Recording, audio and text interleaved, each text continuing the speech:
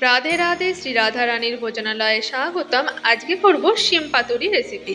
শেষ অবধি দেখতে থাকো। ভালো লাগলে অবশ্যই লাইক, শেয়ার আর কমেন্ট করে দিও।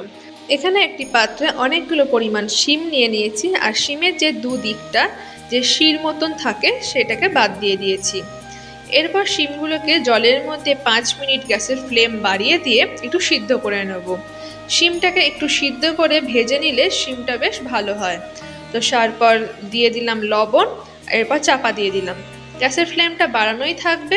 5টা মিনিট গ্যাসের ফ্লেম বাড়িয়ে একটু সিদ্ধ করে নিতে হবে। শিমটা বেশ নরম নরম হয়ে যায়, আর এতে ভাজার পর মশলার মধ্যে কিছুক্ষণ রান্না করে নিলে রেডি হয়ে যাবে। বেশি আর সময় লাগে না। তো এখানে শিমটা সিদ্ধ হয়ে গেছে, এরপর জলটা ঝারিয়ে নিচ্ছি। আর শিমের থেকে যে সিদ্ধ করা জলটা সেটাকেও ফেলে দেবো, সেটা লাগবে না। এরপর কড়ার মধ্যে দিয়ে দিলাম একটু তেল। তেলের পরিমাণটা একটু বেশিই ছিল, কারণ অনেকগুলো শিমের দুটো পিঠই একটু লালচে লালচে করে ভেজে নেব। শিমটা যেহেতু নুন দিয়ে সিদ্ধ করে নিয়েছি, তাই এখানেতে নুন বা হলুদ কোনো কিছুই দেবো না। শুধু গ্যাসের ফ্লেমটা মিডিয়ামে রেখে শিমের দুটো পিঠ একটু লালচে লালচে করে ভেজে নামিয়ে নেব। যারা শিম খুব একটা ভালোবাসো না, তারা শিম একটু এরকম জলে সিদ্ধ করে জল ফেলে দিয়ে এইভাবে ভেজে তারপর রেডি করতে পারো, তাদের কিন্তু ভালো লাগবে। আর সর্ষে পোস্ত দিয়ে এই শিমের পাতুরি রেসিপিটা গরম ভাত দিয়ে খুব জমে যায়। তো এইভাবে শিমগুলোকে দেখো ভেজে নিলাম বেশ লালচে লালচে করে। এরপর তুলে নেব আর শিলনোড়াতে বেটে নেব। অল্প করে যেহেতু মশলা আছে, সাদা সর্ষে, সাদা পোস্ত আর সাদা তিল 2-3টে পরিমাণে 1 চামচ করে নিয়ে বেটে নেব। আর কাঁচা লঙ্কা বাটেনি, কাঁচা লঙ্কা তোমরা বেটে নিতেও পারো, আমরা কাঁচা লঙ্কা চিড়ে দেবো। এখানে শিমগুলো ভাজা হয়ে গেছে, তেল থেকে তুলে নিচ্ছি। আর তেলের পরিমাণটা যেহেতু অনেকটা ছিল, ভাজার পরেও কিন্তু তেলের পরিমাণটা বেশ খানিকটাই ছিল বলে তুলে নেব।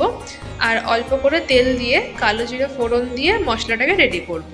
এখানে সমস্ত শিমগুলো ভাজা হয়ে গেছে, তুলে নিয়েছি। এরপর প্যানের মধ্যে দিয়ে দিচ্ছি অল্প করে একটু তেল। তেলের মধ্যে দিয়ে দেবো কালো জিরে ফোড়ন। ফোড়নের গন্ধটা উঠে গেলেই তারপর দিয়ে দেবো কাঁচা লঙ্কা যেগুলো চিড়ে নিয়েছিলাম, সেগুলোকে একটু 5 মিনিট নেড়ে চেড়ে ওর মধ্যে দিয়ে দেবো টমেটো, যেটা সরু সরু করে একদম বানিয়ে রেখেছিলাম। এরপর এর মধ্যে লবণ দিয়ে একটু নাড়াচাড়া করবো, তাতে টমেটোগুলোও নরম হয়ে যাবে।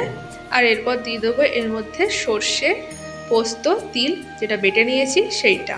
তো এখানে এবার একটু লবণ দিয়ে ভালো করে নেড়ে চেড়ে নেব। টমেটোটা দেওয়ার পর গ্যাসের ফ্লেমটা কিন্তু কমিয়ে দিয়েছিলাম। আর লবণ দিয়ে ভালো করে নেড়ে চেড়ে নিচ্ছি। টমেটোটা একটু নরম হয়ে আসলে এর মধ্যে দিয়ে দেবো বেটে রাখা মশলাটি। আর বেটে রাখা মশলাটি দিয়ে বেশিক্ষণ কিন্তু রান্না করব না, কারণ এর মধ্যে যেহেতু সর্ষে আছে, অনেকক্ষণ নাড়াচাড়া করলে সর্ষে তিতো হয়ে যেতে পারে। তো এর মধ্যে দিয়ে দিলাম জল, আর তার মধ্যে দিয়ে দেবো অল্প একটু হলুদ।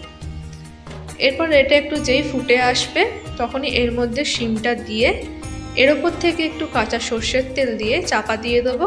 আর 2 থেকে 3 মিনিটের মতন, আর গ্যাসের ফ্লেমটা কমানোই থাকবে। শিম যেহেতু আমাদের একদম নরম হয়েই আছে, তাই সিদ্ধ করতে আর হবে না।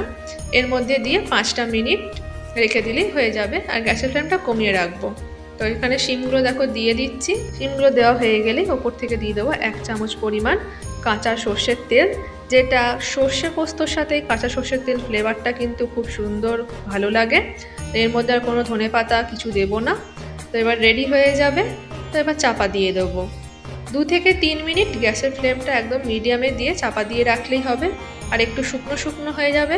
গরম ভাত দিয়ে এই শিম পাতুরি রেসিপি কিন্তু খুব সুন্দর লাগে। সবার শেষে দিয়ে দিলাম অল্প করে একটু চিনি। যেহেতু শিমটা সিদ্ধ হয়েই গেছে, তাই অল্প করে একটু চিনি ছড়িয়ে দিলাম। এতে ঝাল আর মিষ্টিটা ঠিকঠাক থাকলে স্বাদটা আরও সুন্দর হয়। তবে যারা খুব ঝাল পছন্দ করো, তারা মিষ্টিটা না দিতেও পারো। 2 থেকে 3 মিনিট পর খুলে নিচ্ছি। এবার নামিয়ে নেব। রেডি হয়ে গেল শিম পাতুরি। একদম 5 মিনিটে শিম পাতুরি কিন্তু রেডি হয়ে যায়, আর খুব সুন্দরও হয়। ভালো লাগলে অবশ্যই লাইক, শেয়ার করে দিও। আর চ্যানেলটির সাথে থাকতে চ্যানেলটিকে কিন্তু সাবস্ক্রাইব করে দিও। রাধে রাধে।